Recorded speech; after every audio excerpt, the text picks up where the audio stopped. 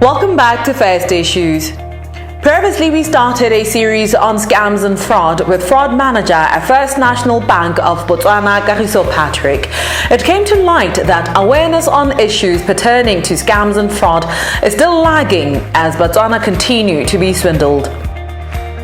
During our conversation, Kagiso explained that currently there are three forms of scams and fraud that are most prevalent in Botswana, and these are promotional scams, business email compromise scams, and investment scams.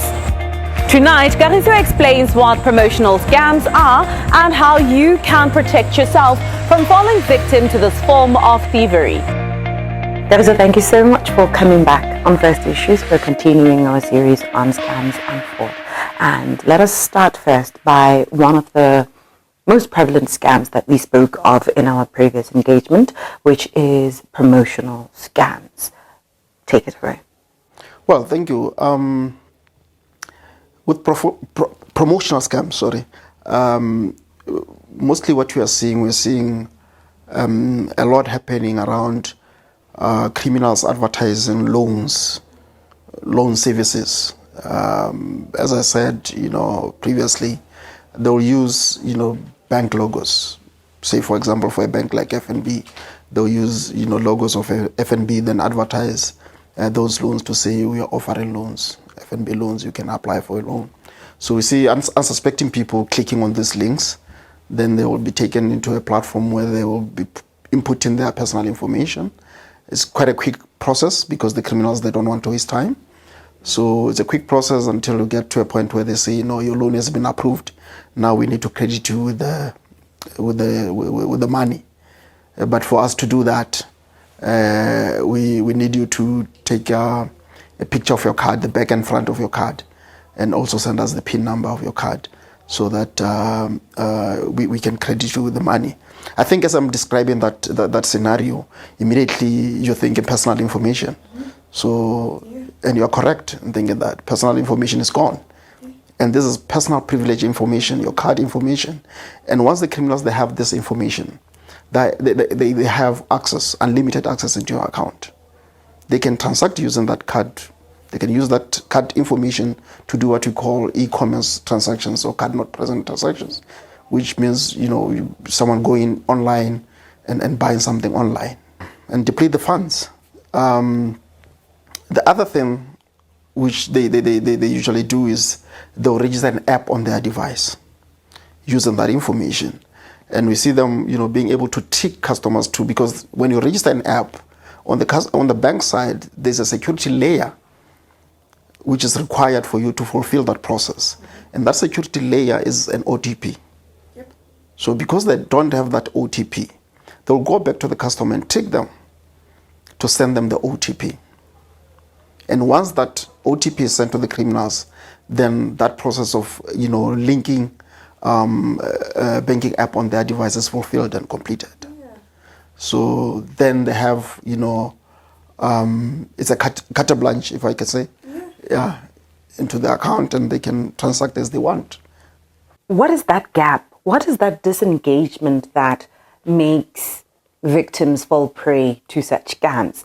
We talk about it every day, everywhere. It is not just on First Issues. It's not just the bank that is active and avid in trying to get the information across to sensitize the public about these things. So in your opinion, your professional opinion, what do you think is causing this disengagement, this, I don't want to call it insensitivity, but the lack of knowledge?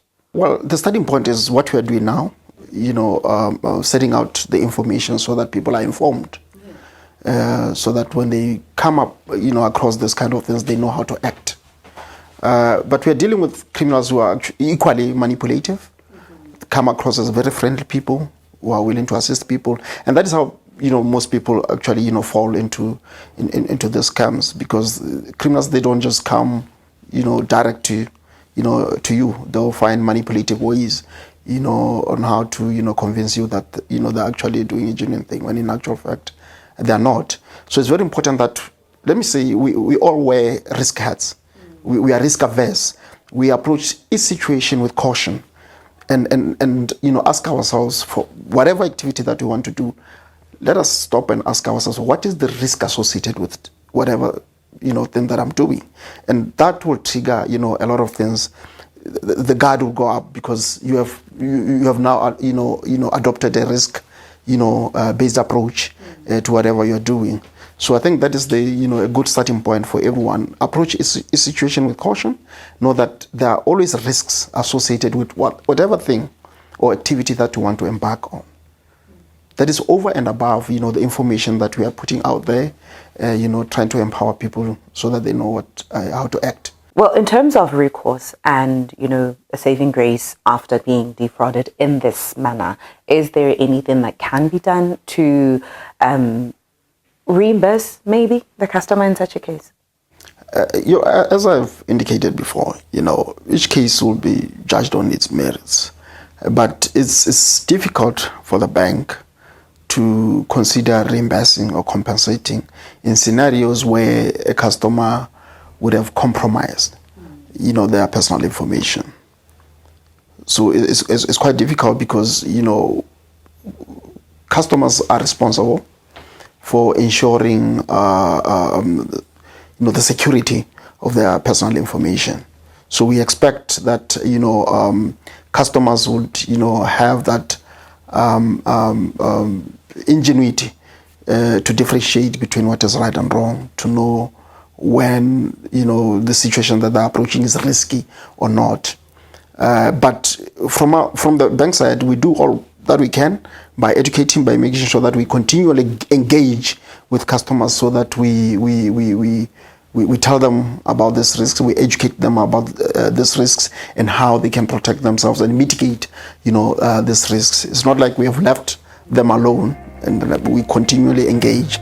Even at the time from onboarding and on a continuous basis, there are those engagements that take place to make sure that people are informed. We continue with the series again when we discuss business email compromise as one other prevalent scam in Botswana this season.